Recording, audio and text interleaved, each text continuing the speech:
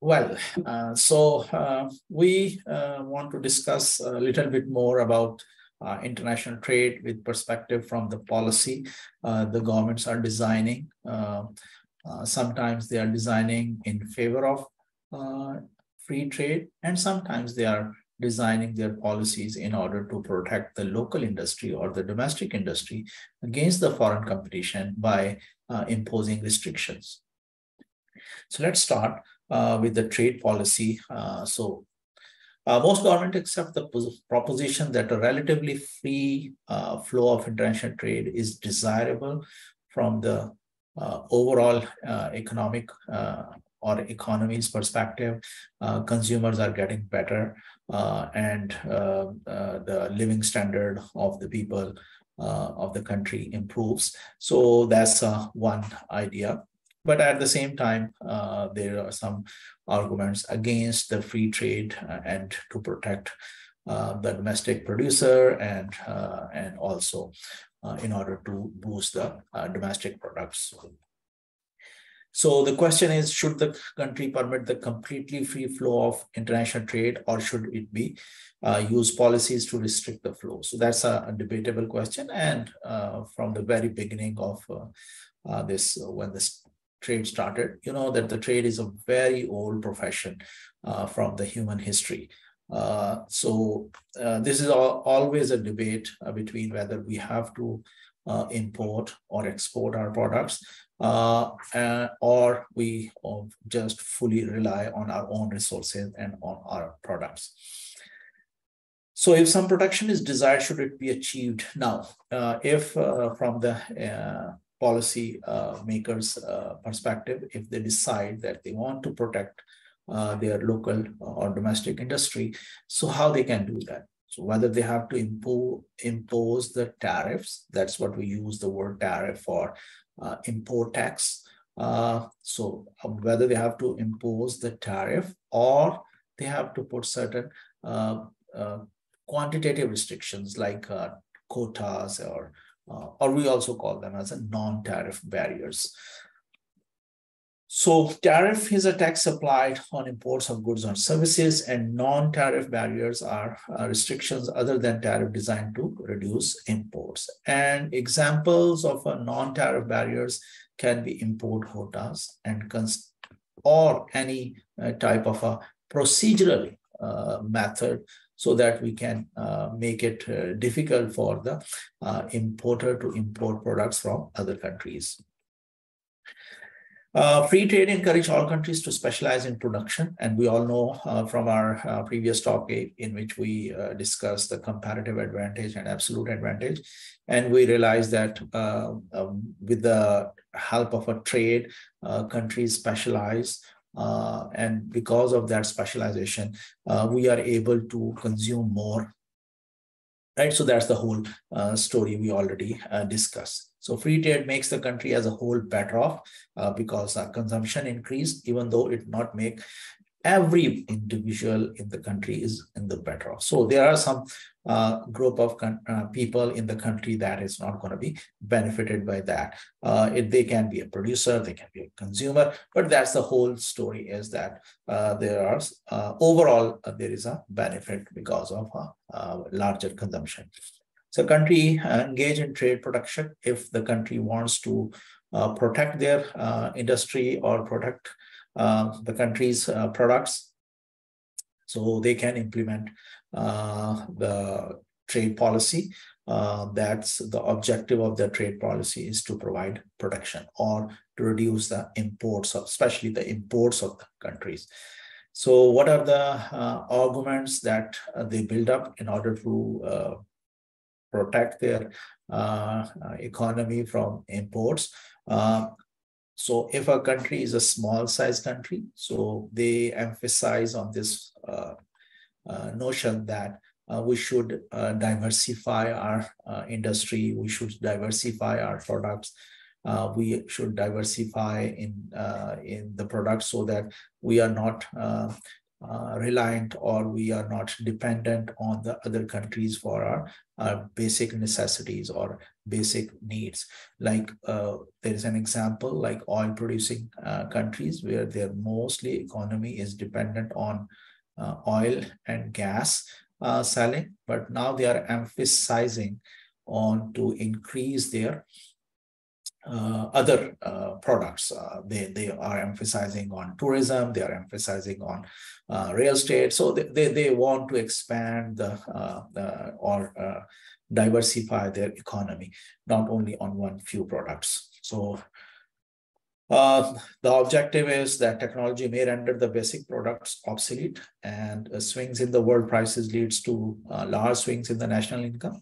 And that's a very tragedy the only oil exporting countries faced, because sometimes the oil prices go up, so they get a benefit of it. But when the prices go down, so their economy is going to be in a trouble. But we know that they are trying now to diversify their economy is not only on a one single. And in the future, we also know that as the world is moving towards the climate or environment friendly energy resources, so the fossil fuel oil is not going to be a good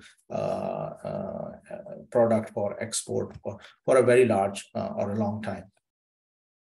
Social and distributional concerns may lead to a rational adoption of protection policies. The one argument which we can say that is that improve the terms of trade. So when large countries can sometimes improve their terms of trade by imposing restrictions on certain products for imports, and small countries cannot use that argument for protecting their trade.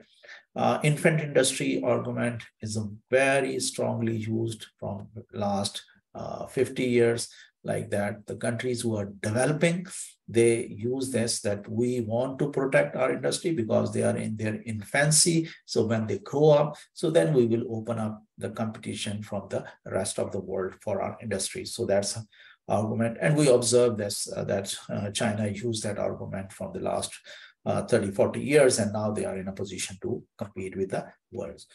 Earning economic profit in foreign markets. So a country can potentially increase its national income by protecting infant industries, by subsidizing strategic firms. So they can subsidize, like a good argument that they provide cheap electricity, they provide cheap labor, there is no minimum law, minimum wage requirement. So by this way, they make their industry so competitive and especially in some strategic firms.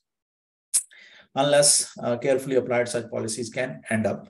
So as an economic analysis, we can say that these arguments, or unless carefully applied, such policies can end up being redistribution from consumers and taxpayers to domestic firms. So ultimately, the benefit of these type of production is towards those who are running those type of industries which are protected from international competition. But the sufferers are the consumers, because they have to buy either the domestic product at a higher price, or if they want to buy a foreign product, then they have to pay a very high price for that. So this is the way that, and sometimes it also happens that the infant industries never grow because they feel that we are protected. So they are not emphasizing on efficiency or improvement in their productivity. And by this way, they still stay in their level of infancy. There are some arguments which we considered from economic point of view that these are invalid points for protecting, that keep the money at home. It doesn't mean that you are paying something you are buying from other countries in terms of dollars. We have to pay in terms of their own currency. So we sell our dollars to buy the currency that they are accepting. And by this way, we see this argument is not valid to keep the money at home. Protecting against low wage foreign laborers. It's again a not valid argument, and exports are good imports are bad. So it's a very general perception that exports are good, but imports are bad. But it is not possible that in the world that you can only export without importing things, because no country allow you to do this all the time, exporting and without importing something. And this is a zero-sum game. Like in the world, if someone is exporting, there must be some importer. So it's that we cannot differentiate. And there's another argument that if we protect our trade or we restrict our trade, we can create jobs for the domestic people. Again, the world is very competitive, and these type of measures is not going to benefit a large number of people. Very few people is going to get a benefit. Now, there's one reason from the history that we learn in that there was a very great depression in 1929 and 1933. So around that time, there was a Great Depression. At that time of a Great Depression, the economist at that time decided that how to tackle that crisis, or how to deal with those problems, economic problems. They start protecting their own industry and reducing the trade, or creating a trade barriers. So by this way, each country is restricting their imports. And by this way, what is going to happen? The overall trade in the world go down. So we see this problem get more worse in the crisis time of 1929, when every country is protecting their industries, and by this way, the world trade reduced.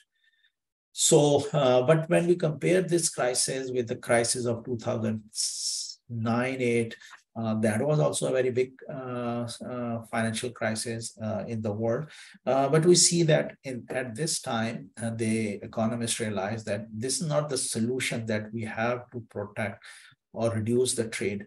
They did vice versa. And in that scenario, we see that we get out of that crisis more easily, more quickly, as compared to the crisis of 1929-30.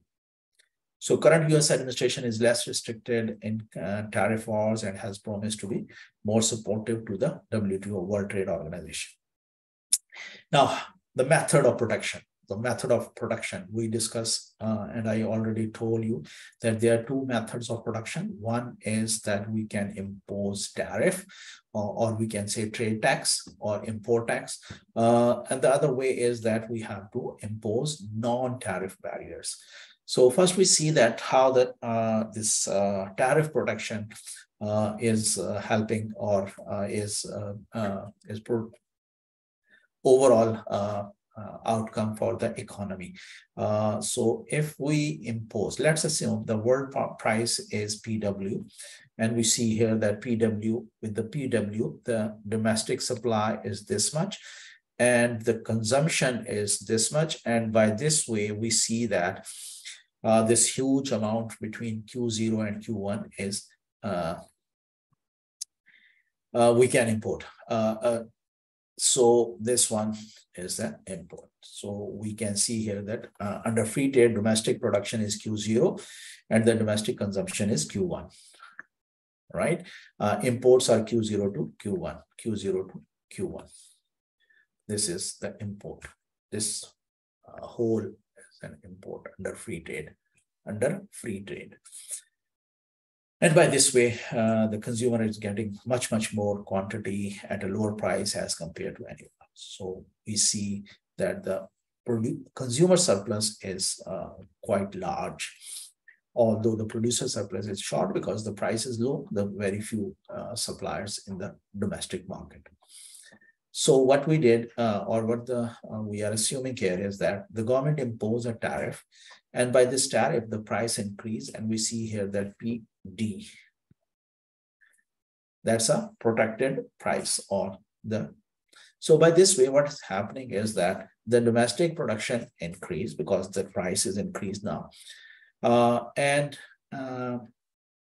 import reduced from this point to this point, and also generating a tariff which is equal to this rectangle to the government. So we can analyze in this way that as a tariff of T per unit raises the domestic price to PD, domestic consumption falls to Q3 and the domestic production raises to Q2. And the producer surplus increased by area 1, which is this one. The decrease in consumer surplus is 1, 2, 3, 4. The consumer surplus is reduced by 1, 2, 3, 4, right? Because now the consumer surplus is this triangle, and previously it was a bigger triangle. So the decrease in consumer surplus is 1, 2, 3, 4, and the gain from the producer surplus is only 1. And we also see that the government receives a tariff revenue equal to 3. So what is the gain? Gain is 1 and 3 if we are considering the only the country's economy. And what is a loss is 1, 2, 3, 4. So overall, we can say that there is a decrease in the welfare of the whole economy, and that is the area of 2 plus 4. This 2 plus 4. And we call them as a deadweight loss. So the sum of area 2 and 4 is the deadweight loss of the tariff. So it imposes cost on domestic consumers and generate benefit for domestic producers, generate revenue for the government as a tariff.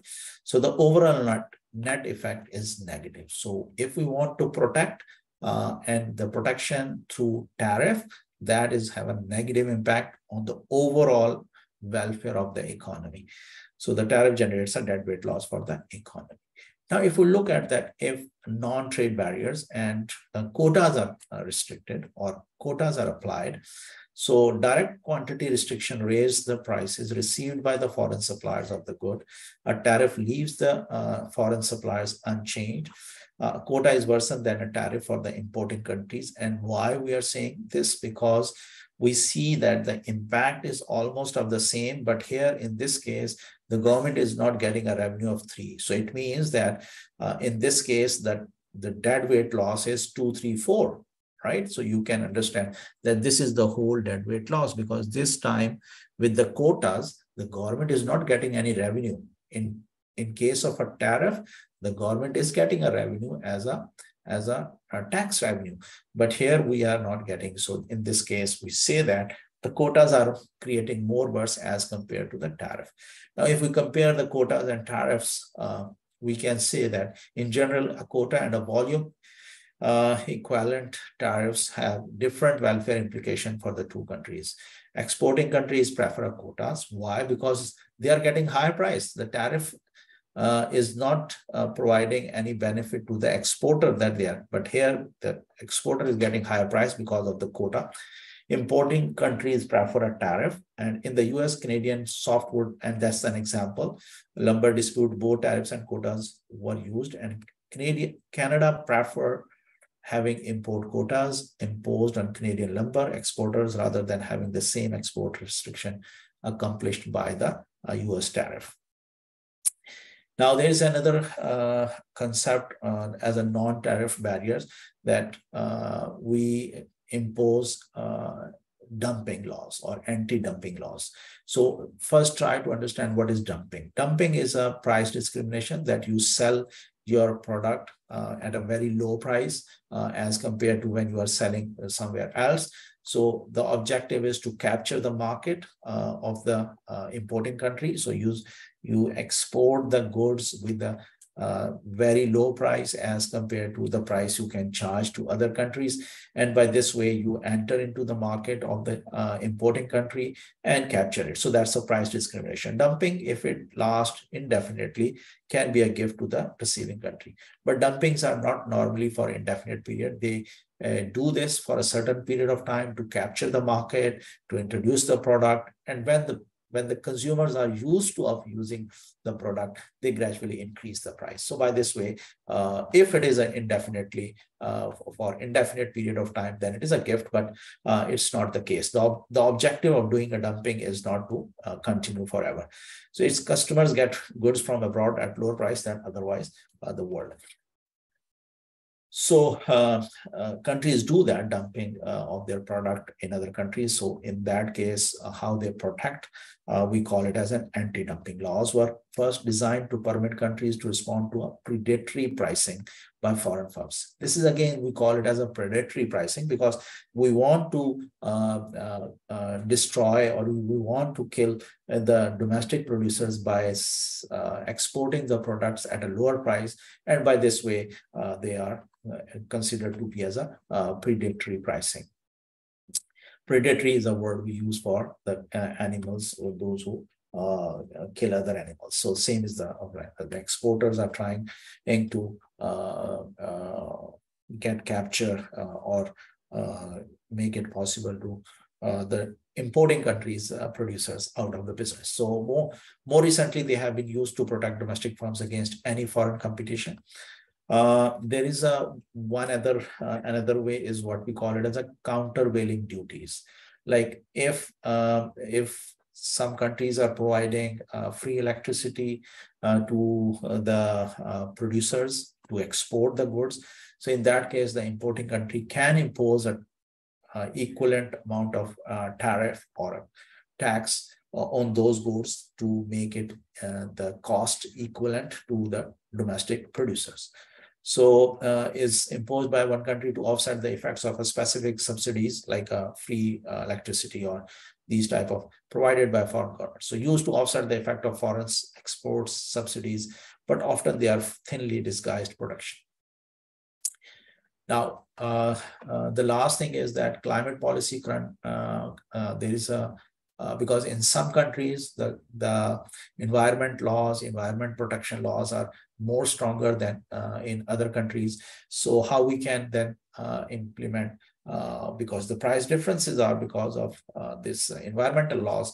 So policies designed to reduce greenhouse gases emission raise cost for firms operating in those countries where these laws are strict. So import from countries without equivalent policies are unfairly competing against their domestic products. So one option is to impose carbon tariffs or import to adjust cost. Such border carbon adjustments, this is what we call it as a BCAs. Border carbon adjustment can be used to protect firms' competing position. So it is not yet clear whether or how WTO rules may be modified to permit the use of BCA. So this is all, and there's another few more topics related to trade policy we cover in the second part. So it's very important to understand this idea of trade protection, because in the world nowadays there is again a movement, and the world is moving like this way, that there is a movement for free trade. And after a certain time, when the countries realize that their economies are now getting to a point where further free trade going to be hurt them, so then there is a movement for a trade protection. So it's if we look at the history of the world, economic history of the world over last 100 or 200 years, we see these waves like there is an increase in the trade production and then decrease, and then again there is a trade production. And especially if you look at the US, especially during the last 6-7 years, so they are again moving towards that the American product first, or bring the industries back. So all these slogans are against the free trade. So we see that how this world is moving, or whether they are moving towards more free trade, or whether they are moving towards the protections.